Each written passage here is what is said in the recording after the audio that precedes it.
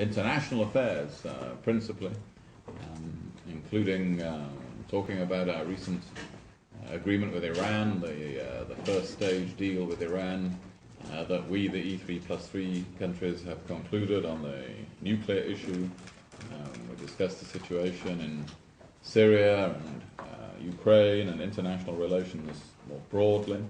We also discussed the Nagorno-Karabakh conflict, and I welcomed the President's recent meeting with his Armenian counterpart in Vienna last month.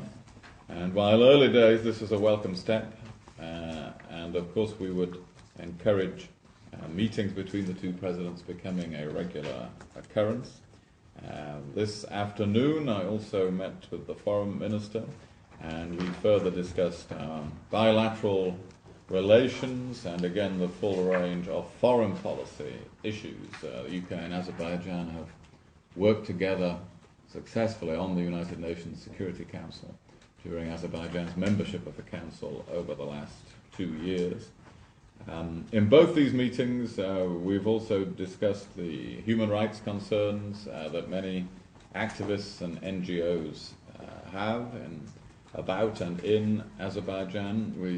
Our strong bilateral relationship, our honest bilateral relationship, enables the UK to express our concerns on a range of issues such as this on a regular basis and at different levels, and we do so. And so I raised those issues both with the President and with the Foreign Minister. And it is our long-standing policy to urge Azerbaijan to make progress on a range of areas, including freedom of expression, assembly and the media, and to guarantee political freedoms. And I would encourage Azerbaijan, and did in my meetings, to work with the EU, with the OSCE, with the Council of Europe on all of these issues. So we will continue to raise concerns bilaterally and multilaterally, including over individual cases, such as the arrest yesterday of Mr. Anar Ahmadli. And finally, this afternoon I met with some local civil society activists to listen to their concerns. But I'm pleased to have been able to witness this very important economic development of the Shah Deniz II signing ceremony this morning, and to have had such extensive discussions about so many issues with the President and Foreign Minister of Azerbaijan. Thank you. We've got time for a few questions. May I ask? I think, yes. Thank you very much. Turan News Agency. Mr. Heyg, you mentioned that you discuss human rights cases here with the President.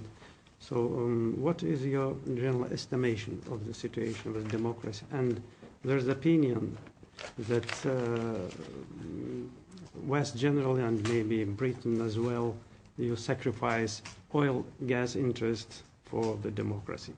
What can you tell? Well, for us, economic development and greater prosperity goes along with reinforcing human rights. For instance, we've recently become the first country to adopt our own strategy on business and human rights. In other words, the role that businesses play in encouraging good human rights around the world. So for us, there is no contradiction between those things. Generally speaking, across the world, the more advanced economies have the greatest opportunities to uphold human rights in their own countries and around the world. So for us, it is a logical part of economic development for there to be greater political openness, greater political space, and that is what we encourage in the terms that I just described, and we encourage that in Azerbaijan as in other countries in the world. Other questions? Bloomberg News. Did you raise the arrest of Anar Ahmadli, who is outspoken critic of the government? Yes, I just mentioned that. Yeah. Did you raise, was Mr. Personality's arrest yesterday, what did he say? How he reacted to your concerns that were raised? Well, the ministers, the president or ministers will have to describe their own meetings and views, but yes, we have raised that specific case and other specific cases. Do you condemn the arrest on next? Yeah. Three questions. Yeah. Question? The next question, yeah.